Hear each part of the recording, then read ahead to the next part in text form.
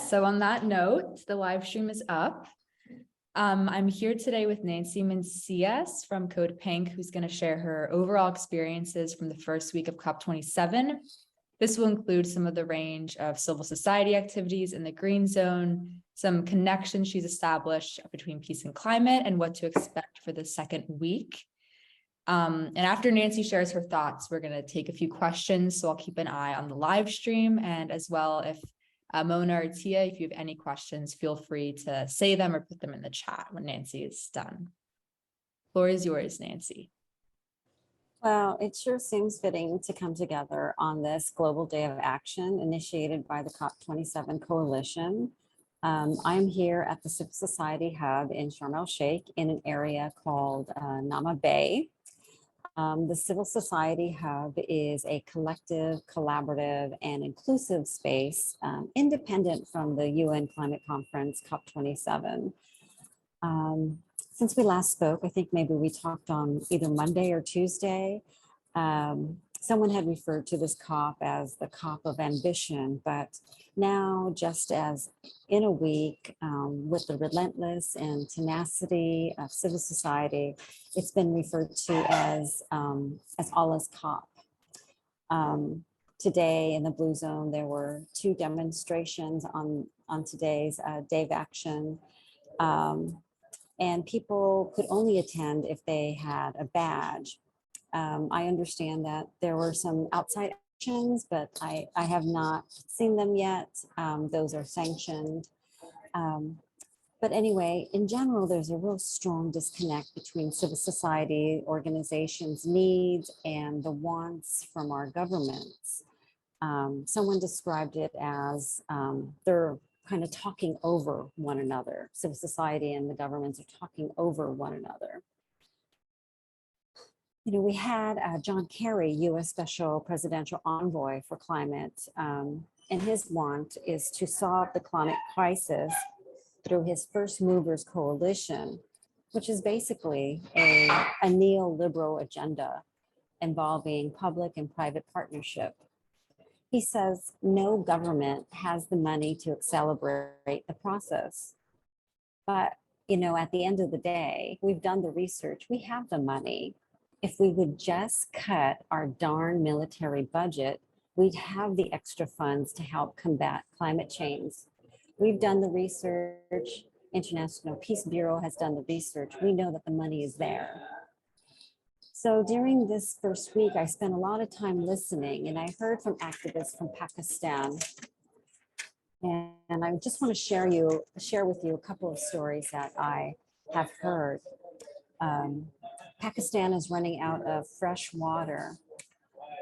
And the activist was wondering, is it in relation to the drone bombings that's happening, led by the United States? Young people in the country have lived a life knowing drones. War has destroyed our people. She's referring to her people, our agriculture, soil, and water. And in these countries, in Pakistan, they cannot grow food or drink the water.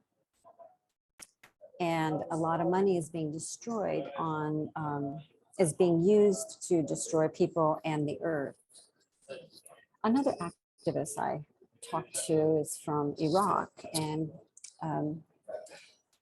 she had to leave the country. She left the country during the first Gulf War, initiated by the United States, and she lives in the UK. And she basically had to start from zero. She had to start a whole entire new life. And she says that while living in Iraq, it was like having 2 or 3 world wars waged against them. The infrastructure was destroyed, agriculture, factories, roads, bridges, electricity, and the water supply. I also heard from activists from the different countries in Africa. And what was interesting is when we talk about a just transition in the United States, it's far different from what is happening, how it's perceived here. One of the activists from Africa said, just transitioned. Well, where are we transitioning from? We need the energy.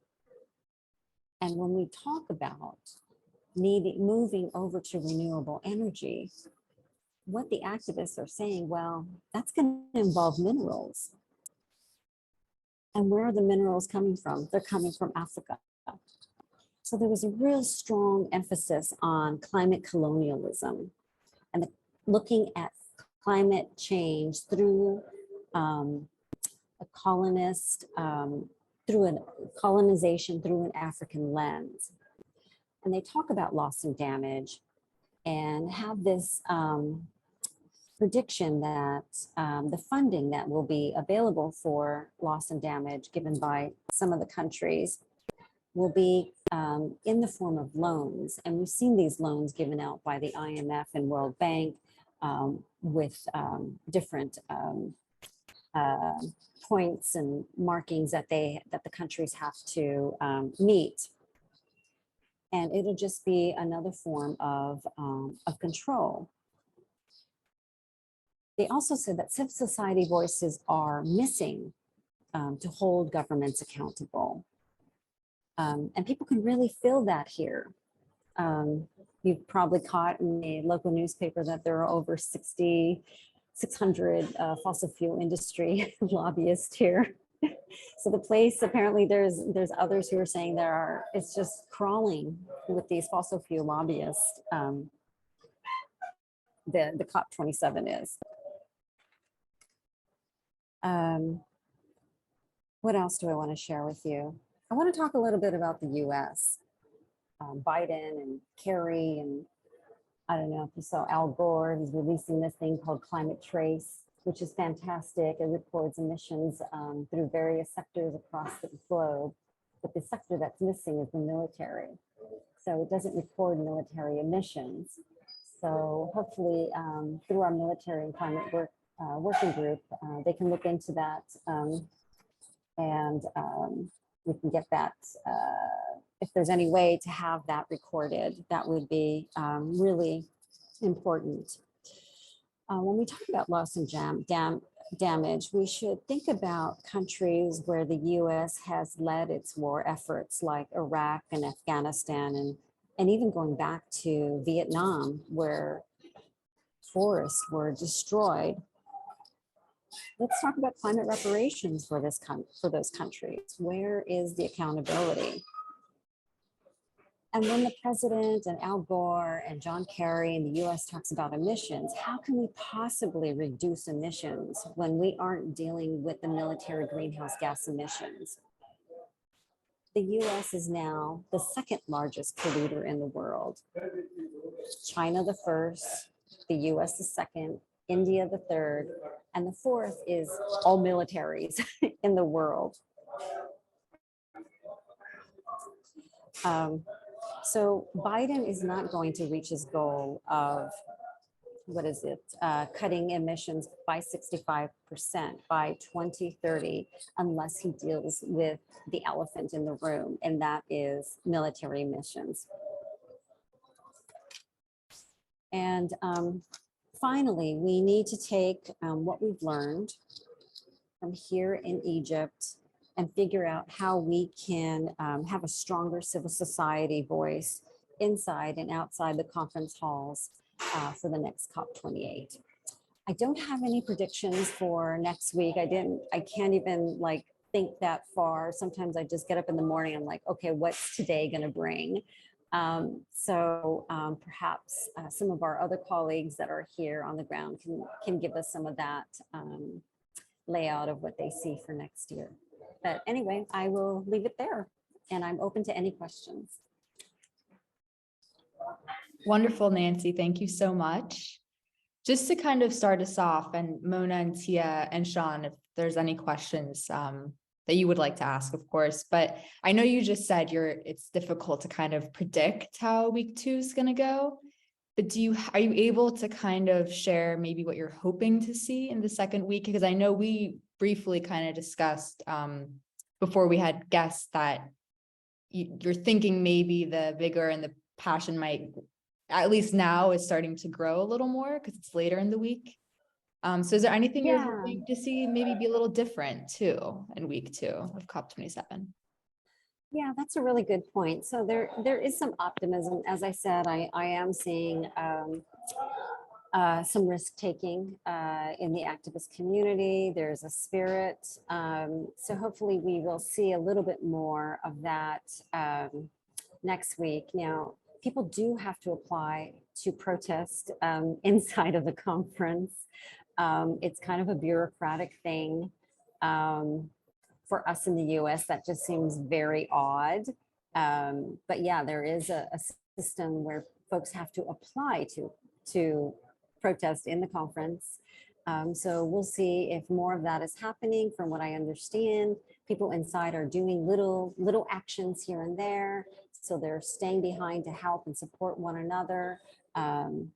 So let's just see if that happens. I'm hoping so, because it's being in an authoritative capitalist country. It's very difficult, and there is an intention to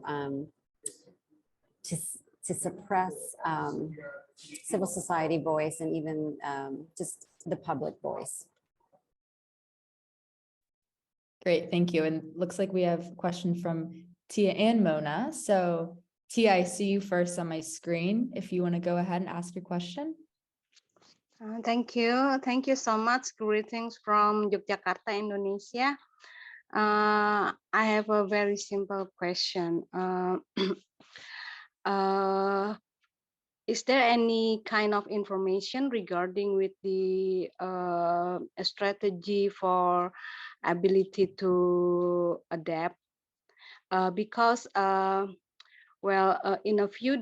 the next few days, there will be like another G20 meetings in Bali, I think.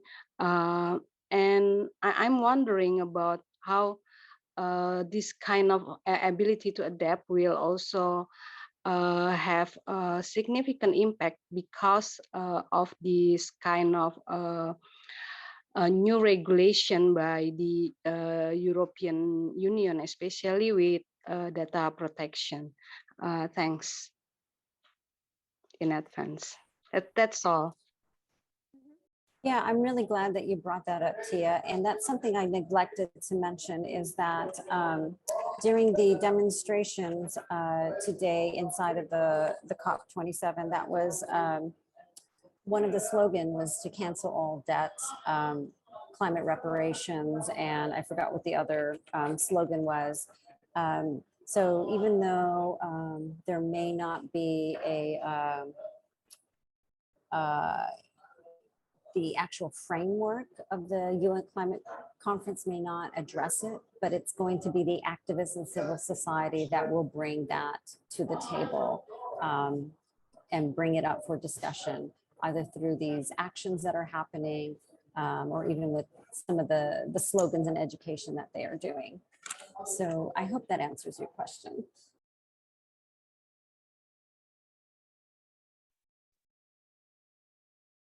Great, and Mona, go right ahead.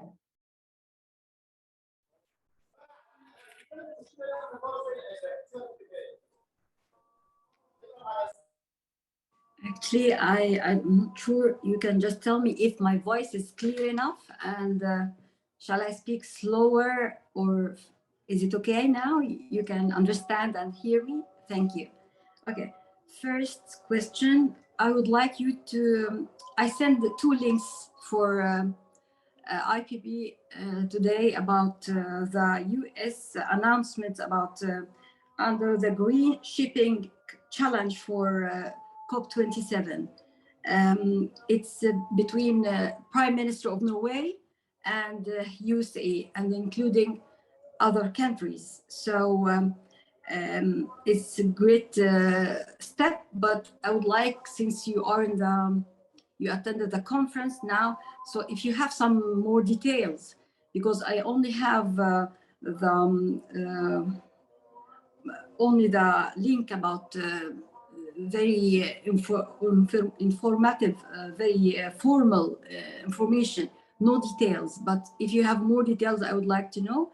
Number 2, about I know about that there is a campaign in Egypt about this Ala Abdel Fattah, the President for Opinion, and how you connect between that and the climate or the peace, green peace. If we can do that, I mean. Number three, also about the weapons, the war between Ukraine and Russia, and using this enormous weapon. How much does that affect the environment?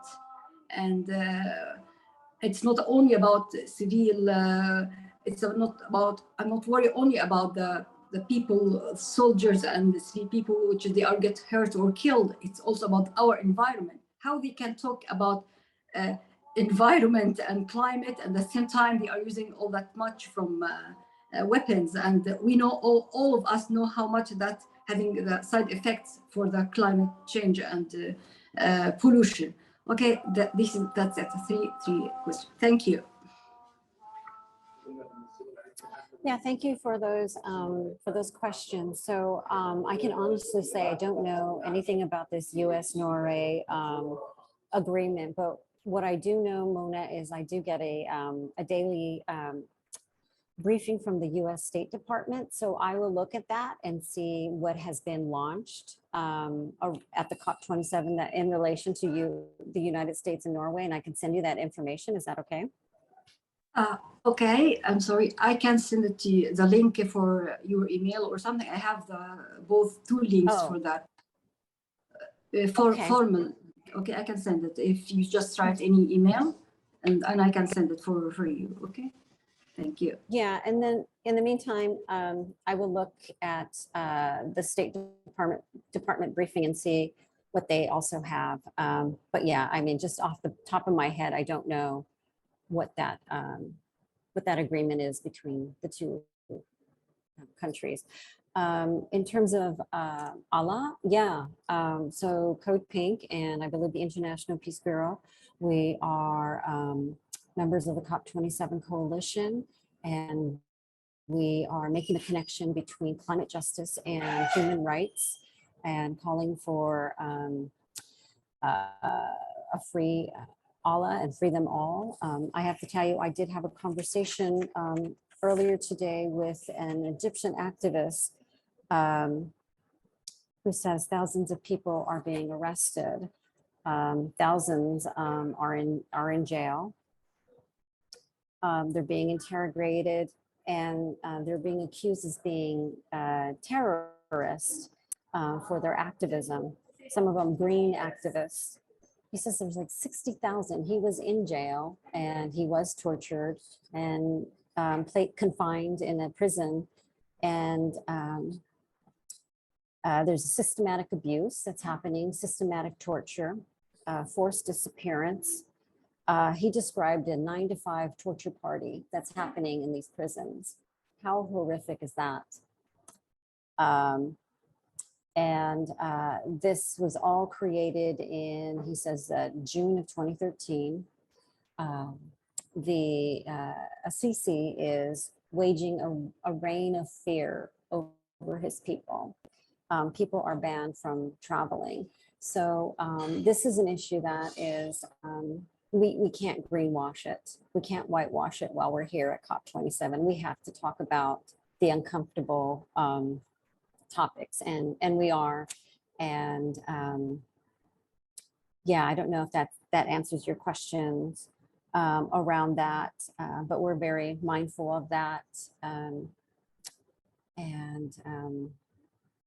Yeah, you can go to the COP27 Coalition website to learn more. There's even, I think it's Open Civic Society or Open Civic Space website that you can also go and sign a petition. And then in terms of the Ukraine war, that is definitely on the mind here. I would recommend joining the conversation next week on the 15th with my colleague, Deborah Burton, who just did a side event with members of the Ukrainian government, and they are looking at the impacts and harm that conflict bring onto the environment, particularly in Ukraine. And how do we hold countries accountable? How do we call for climate reparations?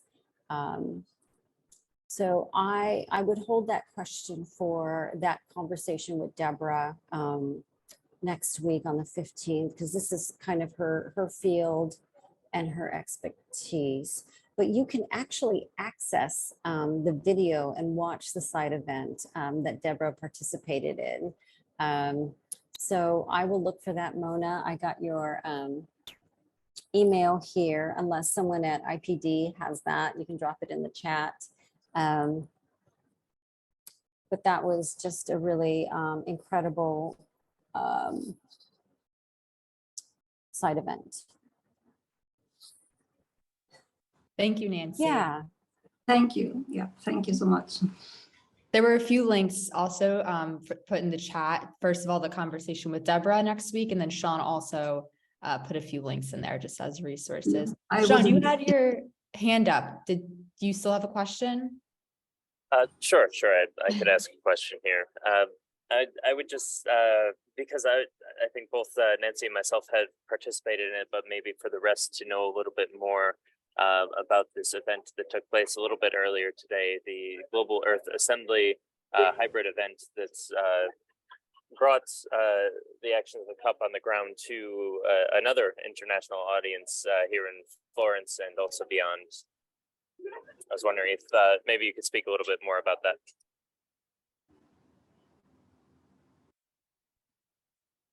I'm sorry, you want me to speak about the Earth Assembly? That, yeah, okay. Yeah, please.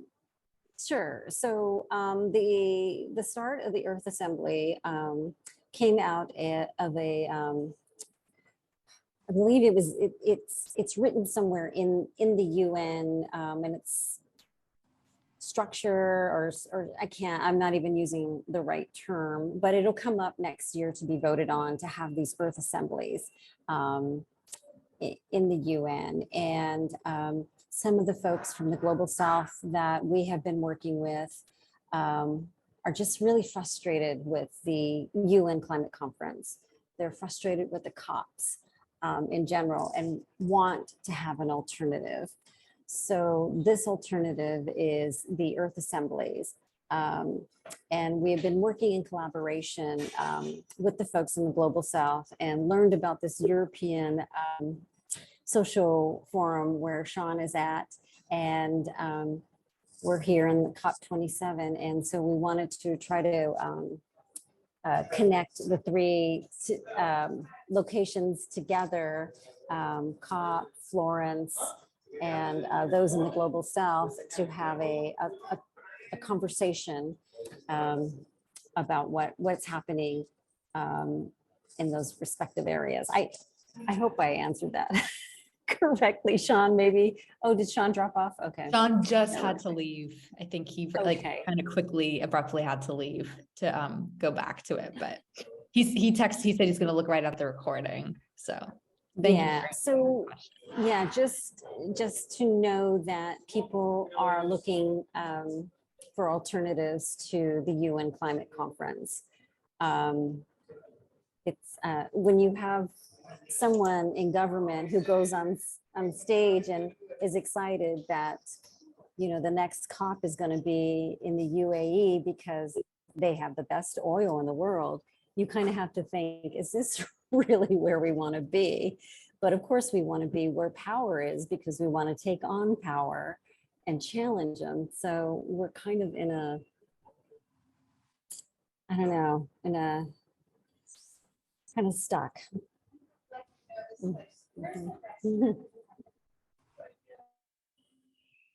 Thank you for that answer as well. If there's Tia or Mona, if you have any other questions, feel free.